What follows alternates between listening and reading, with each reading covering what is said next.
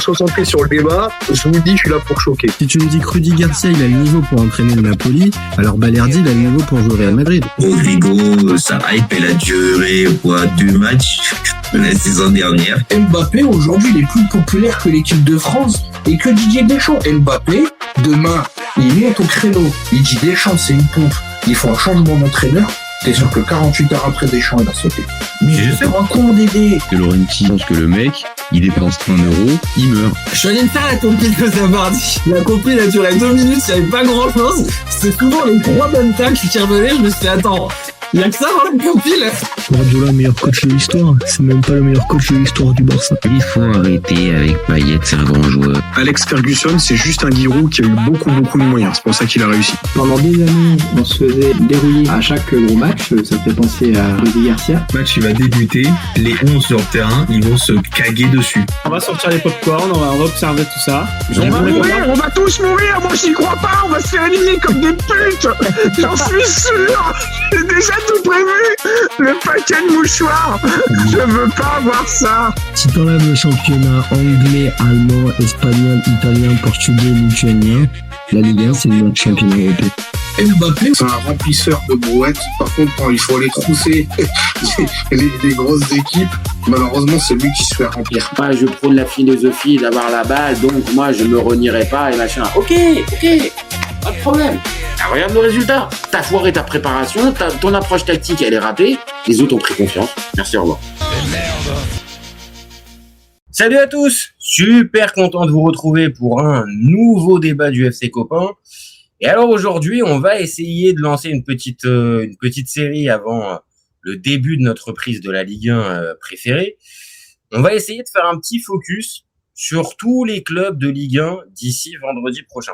Donc, on va se poser un petit peu. Alors oui, je sais, je suis pas un spécialiste forcément des 18 clubs de Ligue 1, mais j'ai envie de parler un peu de tous les clubs avant ce début de reprise. Donc en fait, ça va être l'occasion aussi, si vous êtes supporter du Mans là, pour aujourd'hui, mais on va parler aussi de Troyes, on va parler de Toulouse, on va parler du Havre, on va parler d'Angers, on va parler de tout un tas de clubs clairement dont on parle très très peu, pour ainsi dire jamais. Et là, j'ai un peu envie cette année, les copains, je vous le dis, de m'intéresser un peu plus près à la Ligue 1 et aussi, on va dire, aux communautés un peu de supporters de tous ces clubs-là. C'est aussi un peu l'occasion de les mettre un peu en valeur et de parler pas forcément que du PSG et de l'OM ou de Lyon. Bien évidemment qu'on va continuer d'en parler puisque c'est celle de notre Ligue 1. Mais j'ai envie que cette année sur la chaîne, on puisse parler à un moment donné du Mans, de Troyes, comme je l'ai dit, d'Auxerre, de Angers, de Brest, du Paris FC, enfin de tout un tas de clubs peu mis en valeur pour s'intéresser un peu. Et on avait déjà commencé hier en se posant la question si on était confiant pour la J Auxerre de Will Steele. Là on va continuer aujourd'hui ce type de focus avec Le Mans. Et on va se poser la question, les copains, de savoir si Le Mans, ça réussit la mission maintien. Parce que globalement, on va pas se mentir, il n'y a pas non plus grande ambition, j'ai envie de dire, côté du Mans. Mais est-ce que ça peut être une équipe qui tient ce fameux maintien? Ou est-ce qu'au contraire, ça peut être une équipe qui va beaucoup plus haut et qui est une belle surprise? On parle d'une équipe quand même qui a fait monter de National en Ligue 2 et de Ligue 2 en Ligue 1 en l'espace de 2 ans. Donc, c'est pas rien. Donc, voilà, il y a plein de questions à se poser sur Le Mans. On va regarder un peu l'effectif, regarder l'entraîneur, se poser un peu sur les matchs de prépa et le calendrier, et puis essayer de déterminer si ça finit, opération maintien ou pas. Voilà. Donc, les copains, je vois qu'il y a déjà Amine DZ qui est là. Salut mon copain. Donc allez-y, on fait le débat ensemble. Comme je l'ai dit, je suis pas un expert du Mans FC. Ça m'intéresse comme tout un tas de clubs de Ligue 1 et comme tout un tas de clubs de foot ou de matchs de foot. Donc on s'y intéresse. On n'a pas la science infuse, loin de là. Je ne suis pas un expert, loin de là. Mais j'ai envie d'en parler. Et puis si on a des supporters du Mans, allez-y. N'hésitez pas à me dire si je fais fausse route ou si je me gourre. Et pour même certains, si vous voulez après par la suite passer en débat sur la chaîne, c'est ouvert. Donc, voilà. L'idée, c'est vraiment pendant une petite semaine, là, avant de reprendre la Ligue 1, on va continuer de parler des mercatos, on va continuer d'analyser les matchs qu'il y aura, Lyon-Fenerbahçe, le trophée des champions, on va parler de tout ça, mais on va faire des focus tous les jours sur des petits clubs de Ligue 1. Donc, je pose la question, est-ce que Le Mans, ça peut réussir cette fameuse opération maintien? Alors, qu'on regarde un peu, je vous ai préparé 2-3 infos, parce que, comme je l'ai dit, je ne suis pas un expert, donc j'ai pas envie de raconter de saucisses dès le départ. Donc, on parle d'un club, Le Mans, qui a un budget, c'est la première chose qui m'a interpellé quand j'ai préparé ce débat. Le Mans, c'est 25 millions de budget d'euros. 25. Voilà. On va recommencer. Le budget, c'est 25 millions d'euros. On est quand même sur un budget ric-rac, hein. Les copains, on n'est pas sur le Paris FC qui est monté l'année dernière avec un budget, si je ne me trompe, qui était pas très très loin des 100. Donc 25 millions d'euros, j'ai pas envie de vous dire que direct c'est rédhibitoire, mais ça montre tout de suite que Le Mans, on parle d'un club qui n'a pas de ressources particulières, n'a pas un grand groupe derrière, n'a pas de ressources particulières. Bon, alors pour les anciens, ceux qui ont connu un peu la Ligue 1 des années 2000, Le Mans, ça reste une équipe qui avait fait un joli parcours dans les années 2000, hein, avec des équipes franchement qui étaient sympas. Je me rappelle d'un Romaric qui a joué international ivoirien, je me rappelle d'un Matsui. Enfin, l'idée c'est pas de vous reparler de cette belle époque, parce que cette belle époque elle est malheureusement partie pour Le Mans, mais c'est aussi pour situer que ce club c'est pas non plus un no-name. Alors peut-être que la jeune génération vous l'avez pas, je l'ai dit, mais dans les années 2000, Le Mans, c'est une équipe qui flirte limite avec les zones européennes, qui est en dessous, mais qui est pas très très loin. On parle d'un stade qui fait quand même 25 000 places, donc c'est pareil, ça situe aussi un minimum le club. Je vous dis pas que c'est une forteresse imprenable, hein, le fameux stade Marie-Marvin. Mais on parle d'un stade quand même, je l'ai dit, voilà, de 25 000 places. On a des clubs de Ligue 1 qui ont des stades plus petits. Donc, voilà, 25 000 pour Le Mans. Et le principal truc qu'il faut déjà retenir, c'est que cette équipe, je l'ai dit tout à l'heure, elle a fait monter à l'époque c'était national Ligue 2 et Ligue 2, Ligue 1.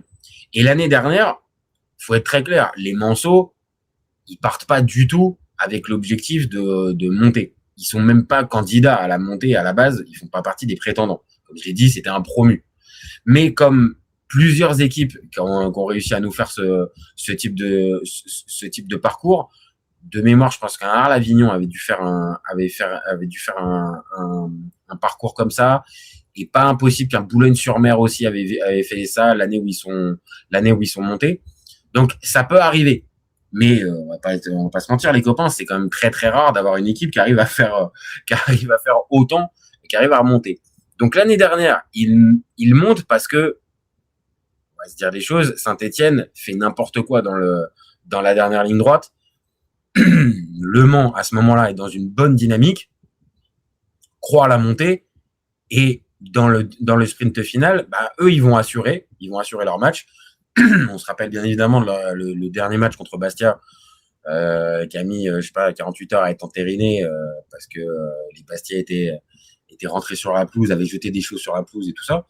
Mais eux ils ont assuré, et on va dire c'est un peu de manière surprenante qu'ils sont montés. Il y a un autre promu dont on parlera plus tard, 3, qui est un peu un cas similaire, mais 3 était plus dimensionné pour la remontée. Il y a aussi le City Group, enfin, il y a plusieurs éléments qui fait que 3, on les attendait. Le Mans, on les attendait pas. Et maintenant qu'ils sont montés, bon, clairement, là, l'objectif, même si après, peut-être, on peut se tromper, l'objectif, comme je l'ai dit, c'est le maintien. Donc, tu peux pas aller chercher autre chose, dans cette optique-là. Parce que en plus, quand tu vas regarder un peu plus près l'effectif, je vous cache pas les copains, l'effectif, on est sur des joueurs, il n'y a pas de joueurs véritablement frissons. Il y a évidemment Bilal Brahimi qui est arrivé cet été, mais on va être très très clair, hein. C'est vraiment un effectif qui est plus taillé pour de la Ligue 2. Le recrutement qui a été fait, c'est ça aussi un petit peu le souci, c'est que le recrutement a plus été, on va dire, axé sur des joueurs de Ligue 2. Donc, je pense par exemple à Mafuta qui est arrivé, la Russie aussi qui est arrivé de 3. Et après, on a le prêt de Traoré qui arrive de Southampton. Et je l'ai dit tout à l'heure, Bilal Brahimi qui arrive de Santos. Alors d'ailleurs, petit point, j'avais oublié l'existence de ce transfert. Bilal Brahimi du côté de Santos, là j'avoue je l'avais pas. J'avoue que j'ai redécouvert. Donc on est quand même sur une équipe. Normalement, quand on regarde un peu l'équipe type, les copains, dites-moi vraiment si vous avez beaucoup de joueurs que vous connaissez au plus haut niveau. On n'en a pas en fait. On n'en a pas. Kosik, Boissé, Youhou, Voyer, Brahimi, on vient de le dire, Rossignol, Robin, Laroussi, Buades, je l'ai, il joue à Rodez, Gay et Mafuta. Bon, les copains, on va pas se mentir. Alors, Amine Dezen nous dit, William Arouz jouait à la Kings League il y a pas longtemps. Bon, bah voilà, tu vois. Bon, bah ça te montre quand même un minimum ce que tu viens de nous dire, mon copain. J'ai envie de te dire que ça rassure pas trop non plus si on parle de joueurs qui étaient en Kings League. Maintenant, attention. Ça, c'est une chose. Sur le papier, je remontre, l'équipe, elle fait pas peur. Et on va être très clair, elle candidate vraiment pour les 2 dernières places. Parce que, on va le voir tout au long de cette semaine quand on va faire les équipes. Je préfère vous dire, il y a vraiment des équipes qui sont sur le papier beaucoup plus armées et Le Mans fait partie des équipes les plus faibles. Maintenant, ne nous laissons pas choper par le papier, par le pédigré, par tout ça. Attention, on a eu des équipes ces dernières années qui ont été en capacité de se maintenir, alors que sur le papier, le fameux papier, on était avec des grosses inconnues. Alors, je pense principalement à, par exemple, une équipe comme Toulouse. Toulouse, c'est surtout via la data. Mais par exemple, regardez l'équipe du Havre depuis plusieurs saisons. Alors oui, ça peut tenter des coups, ça peut aller essayer d'être un petit peu malin. Là, on se rappelle du boulot énorme effectué par Mathieu Bodmer. Mais t'as pas non plus un effectif sur le papier, et on le verra aussi cette année. Le Havre, c'est pas non plus dingo sur le papier. Le Angers, l'année dernière, s'est maintenu. Il y a pas des top players à tous les postes. Maintenant, c'est ça aussi. C'est est-ce que cette équipe qui a enchaîné Ligue 2, nationale, Ligue 2, Ligue 1, est-ce qu'elle n'est pas en capacité de pouvoir tenir cet objectif maintien? Plus haut, non. On va être très clair, non. La belle histoire de ça suit et ça s'enchaîne, non. Là, j'y crois pas. Il te manque quand même des joueurs. Alors, on est au 15 août, hein. Donc, peut-être que d'ici là, il y aura des recrues. Mais au 15 août, quand on regarde l'effectif, quand on regarde la dynamique, quand on voit un peu l'équipe, bon, voilà. Maintenant, il y a un point positif, moi, que je trouve dans cette équipe du Mans. Alors, on va pas non plus s'arrêter que là-dessus, mais le calendrier fait en sorte que tu joues pas non plus les cinq équipes les plus faibles. Mais tu commences à domicile par Brest. Brest, on va être très clair, les copains, c'est une vraie inconnue. On ne sait pas ce que ça va donner après le départ de Lorenzi et feu Eric Roy, son remplacement par Julien Lachuer. On ne sait pas. Vraiment, on ne sait pas. On va avoir l'occasion pareil de se poser dessus, mais Brest, on ne sait pas. Donc, pour ton premier match, tu peux, allez, si ça tourne bien, tu peux peut-être aller chercher ta première victoire. Et ensuite, tu joues à Rennes, compliqué. Tu enchaînes par un deuxième déplacement à Nice. Nice, c'est un peu un point d'interrogation cette saison. Ensuite, tu reçois un gros morceau, en tout cas sur le papier, c'est Lens, mais à domicile. Et après, tu reçois une deuxième fois à domicile, tu joues contre Lorient. Mine de rien, dans ce début de saison, Le Mans peut aller gratter des points. C'est pas tu te joues le PSG, Lens à Bollaert, tu fais que des déplacements ultra compliqués et les équipes que tu vas jouer à domicile, c'est des top équipes. Non, parce que je le replace, que ça soit le match contre Brest, que ça soit le match contre Nice ou que ça soit contre le match contre Lorient, ces 3 équipes, en tout cas, elles peuvent être à la portée des Manceaux. Donc, ça peut-être être la clé, je sais rien, mais peut-être une possibilité pour cette équipe de bien débuter. Et on le sait, pour les promus, c'est super important de bien débuter parce que c'est ce qui t'entretient la dynamique.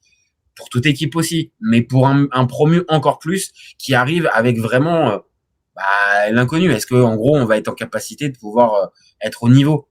C'est une vraie question parce que quand on regarde le 11 probable, il n'y a pas beaucoup de joueurs qui ont de l'expérience de Ligue 1 pour pouvoir se dire bon, ça va, même si ça tourne mal au début de saison, on pourra rattraper le truc.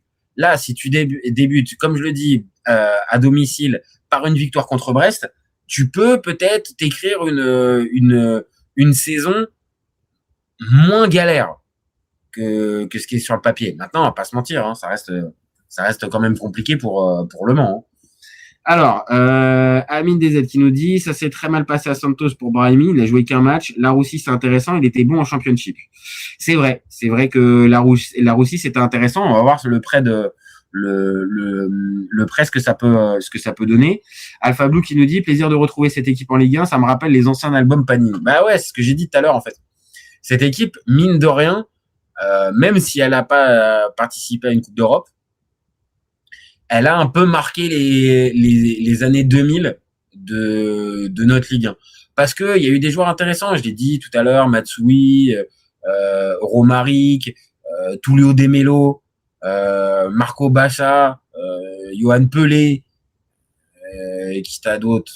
Après, t'as des Mathieu Coutadeur, non, franchement, il y avait des bons petits joueurs dans cette équipe. Donc, ça fait plaisir de les retrouver. C'est pas un grand nom, c'est pas un nom qui a marqué parce que je l'ai dit, c'est pas qualifié pour une Coupe d'Europe. C'est dommage, tu vois, quand tu sais que t'as des équipes comme Guingamp, par exemple, qui est bien plus petit, une ville bien plus petite, qui avait des parcours en Coupe d'Europe, qui a gagné des Coupes de France. Bon, là, c'est un peu dommage pour cette équipe de pas avoir accroché la fameuse place européenne. Mais ça reste un nom important. Donc, t'as raison, Alpha Blue. Ça fait plaisir de les retrouver. Maintenant, est-ce que ça va suffire pour cette fameuse mission maintien? Je vous le dis, ça va être compliqué, hein. J'insiste, 25 millions de budget pour la Ligue 1. Bon, voilà, on parle quand même d'une équipe qui va devoir lutter. Sur les matchs amicaux, parce que ça aussi, ça peut être un bon indicateur. Bon, premier match amical perdu contre La Roche. Voilà, c'est au cœur de l'été, donc tu sais pas forcément à quoi en penser. Par contre, derrière, ça bat Versailles, qui est une bonne équipe de nationale. Ça bat le fameux grand FC Nantes de Michel Darzacarian. Bon, on va pas en rajouter plus, mais d'ailleurs, les amis, si vous avez la possibilité, allez voir. Hein, on a fait un débat avec Chad sur la chaîne sur Darzacarian. Les 2 défaites en 2 matchs ne font que pour l'instant nous donner raison. Mais bon, donc ça avait quand même gagné contre le FC Nantes en match amical. Angers, ça va gagner aussi, donc contre une Ligue 1. Ça fait match nul contre l'UNFP et ça fait match nul contre Saumur. Alors les 2 derniers, c'est un peu moins bon, pas se mentir, c'était quand même un peu moins bon, mais dans l'ensemble, hormis le premier où tu perds contre La Roche, 3 victoires de match nul, tu as joué des équipes de Ligue 1. Bon, je vais pas vous mentir, c'est pas un parcours qui me fait frémir. Mais on n'est pas sur une équipe qui a enchaîné 5 défaites de suite. Si on ajoute, comme je l'ai dit depuis tout à l'heure, l'espèce de frénésie un peu avec les 2 montées successives, les matchs amicaux qui sont plutôt positifs. Bon, le début de saison qui est pas non plus le plus compliqué qui soit pour un promu.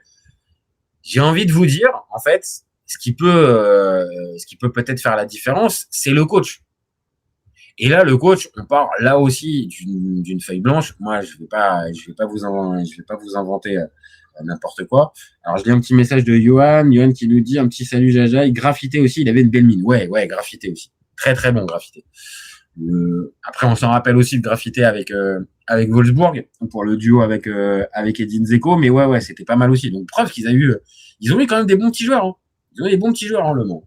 Avec Frédéric Hans comme coach. Bref, là, on est sur un autre coach. On est sur Patrick Vieira. Alors, si vous ne l'avez pas, je pense, les copains, c'est un peu normal. C'est un gars qui a entraîné l'AS Furiani Aliani, je sais pas.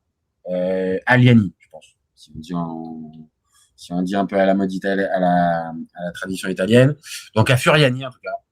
Et Le Mans. Donc, on n'est pas sur un gars qui a pu vous éboustoufler par ses performances et ses multiples trophées remportés. Bon, je suis un peu ironique, mais ça se fait pas, c'est pas cool. On parle d'un gars qui arrive en Ligue 1. Bon, 49 ans, c'est pas un vieil entraîneur. Ça a plutôt été positif parce que les deux montées, c'est avec cet entraîneur qu'elles sont réalisées. Donc, j'ai envie de vous dire que ça peut-être être une belle découverte, Patrick Vieira. Maintenant, dans la fameuse optique du maintien et comment tu arrives à gérer ce début de saison et comment tu arrives à faire, on va dire, à rassurer particulièrement ton groupe, quand tu es Patrick Vieira, tu peux pas parce que toi aussi, tu découvres. Tu découvres ce niveau-là. Tu n'as jamais été entraîneur à ce niveau. Donc maintenant, il peut y avoir très bien la bonne surprise. Hein. Mais ça rajoute, on va être très clair, mais en tout cas, c'est ma vision, club avec peu de joueurs expérimentés. On a parlé d'Abrahimi, mais voilà, c'est compliqué. On a un Rabillard aussi. Hein. Mais bon, je pense que est-ce qu'on peut considérer Antoine Rabillard comme un vrai gars d'expérience? Je sais pas. Maintenant, il a ses matchs en Ligue 1. Il a même planté avec l'OM, pour ceux qui s'en rappellent. À Marseille-Lille, je crois, de mémoire. Marseille-Lille. C'est sous Michel. Donc, est-ce que ce cocktail d'inexpérience, de fraîcheur, de frénésie avec la montée, de coach qui découvre la Ligue 1, ça peut suffire? Moi, j'ai tendance à vous dire que ça va être compliqué. Le recrutement, tu axes sur de la Ligue 2 et des joueurs à relancer, compliqué. Attendez, je vais boire un petit coup.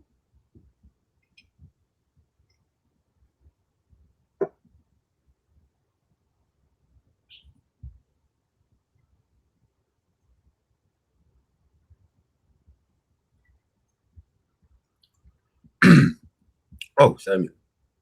Donc, dans cet effectif, comme je l'ai dit, il y a peu d'expérience. Tu as des joueurs à relancer. La mine des aides qui nous pose la question, Brahimi va jouer à quel poste dans son 5-3-2? Là, il est annoncé dans le milieu à 3. Je ne suis pas sûr, par exemple, que ce milieu à 3-là affiché, ça soit le mieux pour les qualités de Brahimi. Bon, maintenant, encore une fois, on est en début de saison. Peut-être que l'équipe va changer, peut-être que le système va changer, mais on est obligé quand même de constater que le manque d'expérience en Ligue 1, c'est compliqué. C'est compliqué d'arriver à les exemples d'équipes qui arrivent à se maintenir sans ces fameux joueurs un peu d'expérience cadre. Ils sont pas beaucoup. Maintenant, attention, hein, il peut aussi y avoir des joueurs qui se révèlent, des joueurs qui arrivent à passer ce fameux cut alors qu'ils ne l'avaient pas. On se rappelle d'un Strasbourg, par exemple, il y a quelques années, quand il monte avec Thierry Loret. Bon, il y a beaucoup de joueurs inconnus qui franchissent ce cap, mais pareil, il y a des joueurs d'expérience pour encadrer un tout petit peu. Et là, j'ai l'impression qu'il en manque un peu. Alors oui, je l'ai dit, Rabillard a connu la Ligue 1, mais voilà, en tant que jeune joueur à l'OM, une période vraiment compliquée où il a quasiment pas joué en plus. Enfin, c'est vraiment compliqué dans cette histoire. Et Brahimi aussi, qui fait un peu office de joueur majeur. Bah, c'est pareil, c'est un joueur qui est à la relance, qui sort d'une saison avec Santos qui était pas bonne. Franchement, ça peut ressembler vraiment, cette équipe du Mans, ça peut ressembler à un ascenseur. Je vous le dis. Ça, si on doit se positionner, parce que là, ça fait une bonne vingtaine de minutes qu'on est en train d'en parler, ça peut ressembler à une équipe qui nous fait l'ascenseur. Mais ce qui me fait être un tout petit peu plus mesuré, c'est la dynamique, c'est le début de saison. Et j'ai envie, comme pour plein de dossiers, j'ai envie d'être indulgent et j'ai envie de laisser sa chance au produit. Pourquoi on ne pourrait pas se dire que Le Mans, ça termine 16e de Ligue 1 et que ça place 2 équipes derrière, type un SCO d'Angers, un 3, un Le Havre, un Brest. Enfin bon, c'est pas non plus complètement un AJ Auxerre. Enfin, c'est pas déconnant. Hein. C'est pas complètement déconnant. Maintenant, si on me demande de me positionner là, maintenant, tout de suite, cette addition d'inexpérience, de coach qui découvre la Ligue 1, plus ce manque un petit peu de repères, parce que même si c'est un club qui a fréquenté la Ligue 1 dans les années 2000, c'est un club qui a connu aussi une traversée du désert énorme, hein, qui est descendu tout en bas. Hein. Donc c'est pas un club historique de Ligue 1, c'est un club qui a fréquenté la Ligue 1, mais c'est pas un historique.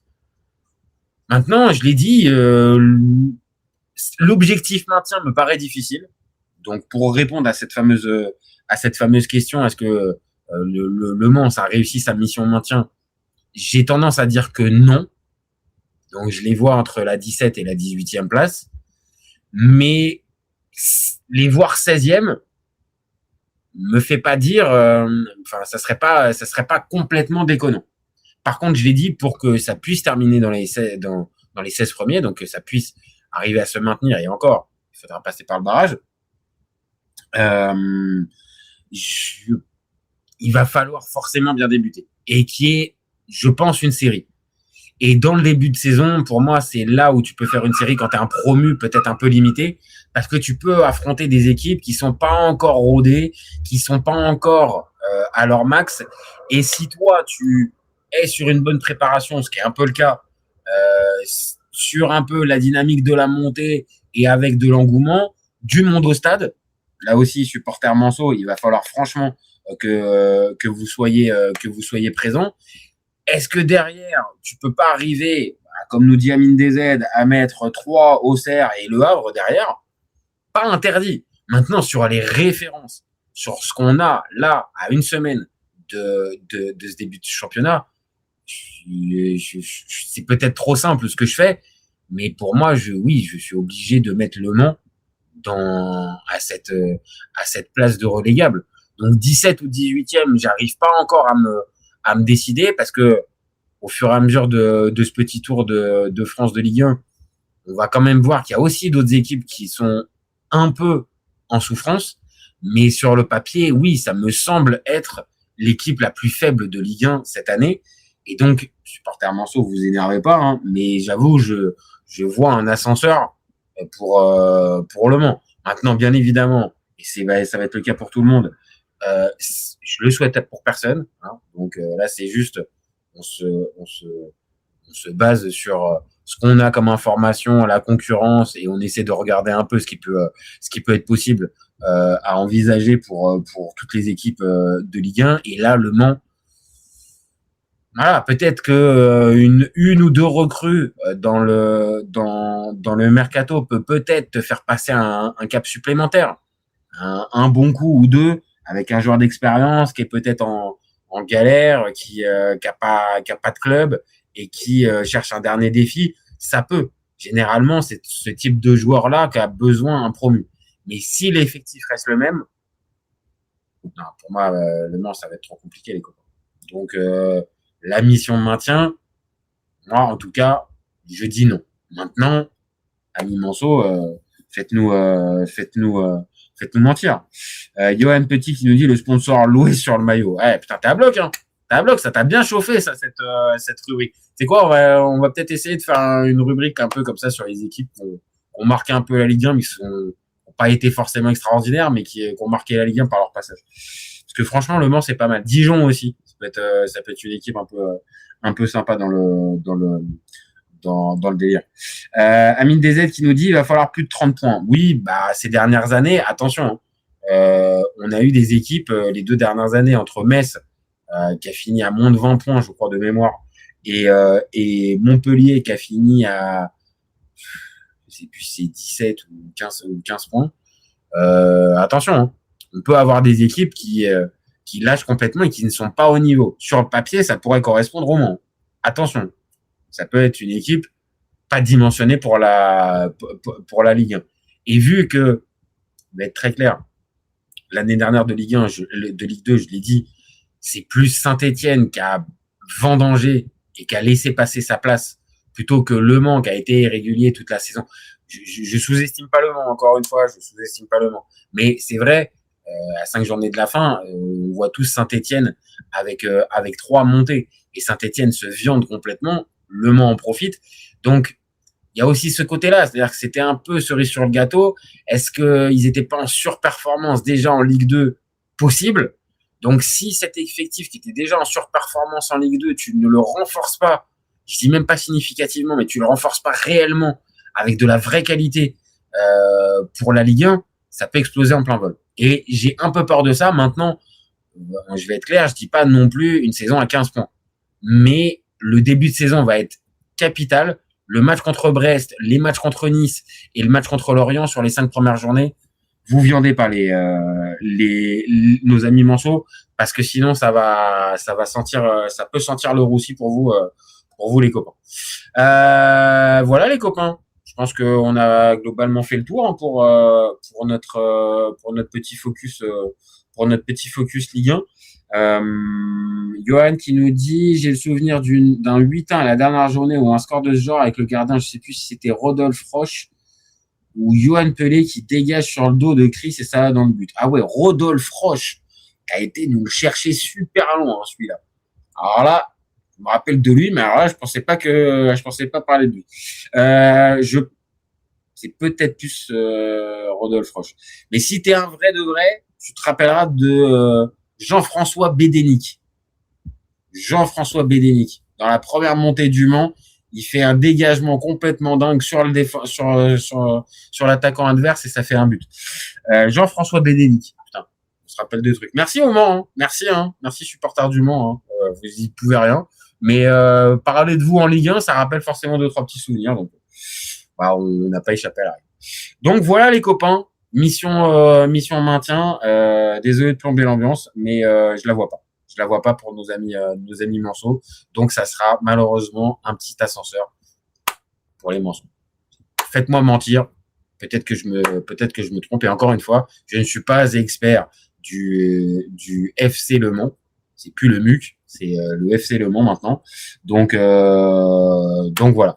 Amine DZ qui nous dit un autre live aujourd'hui. Oui, il y en a plusieurs de prévus. On va continuer les petits focus avec d'autres clubs.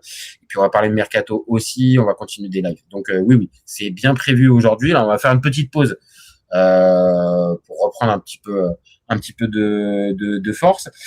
LWS El Padrina qui nous dit salut tout le monde. Salut mon copain. Malheureusement, on arrive sur la fin du live. LWS. On revient tout à l'heure pour un autre focus sur un autre club de Ligue 1 qui sera l'OGC Nice. On va parler de l'OGC Nice pour le prochain focus. Je pense dans 1 heure ou peut-être 2 heures pour ce petit focus. Et puis on en fera un troisième. On va en faire plein. Donc merci à tous d'avoir suivi. Merci particulièrement à Amine DZ d'avoir été super présent comme d'habitude. Merci à toi mon copain. Merci à LOS qui vient d'arriver. Merci à Johan Petit pour tous ses souvenirs. Merci à toi mon copain. Merci à Alpha Blue aussi d'avoir participé. Le live dispo en replay dans quelques minutes sur la chaîne. Dispo aussi en podcast. Je le répète à chaque fois, mais allez-y les copains. On a besoin de ça. Abonnez-vous à la chaîne de podcast. C'est ce qui nous fait grandir et on est de mieux en mieux sur les charts. Donc allez-y les copains. On a besoin de vous. Abonnez-vous aussi à la chaîne si vous avez découvert la vidéo. Comme je l'ai dit, on va continuer tout un tas de petits focus comme ça jusqu'à vendredi prochain et le début de la Ligue 1. On a déjà commencé hier avec Auxerre. Là, vous avez Le Mans et on continue tout à l'heure avec Nice. Voilà. Et puis, si vous êtes déjà abonné, vous savez ce que je vais vous dire. Vous gardez en tête qu'au FC Copain, on est ouvert toute l'année, mais encore plus pendant cet été 2026. Ciao, ciao les copains. Ciao, ciao.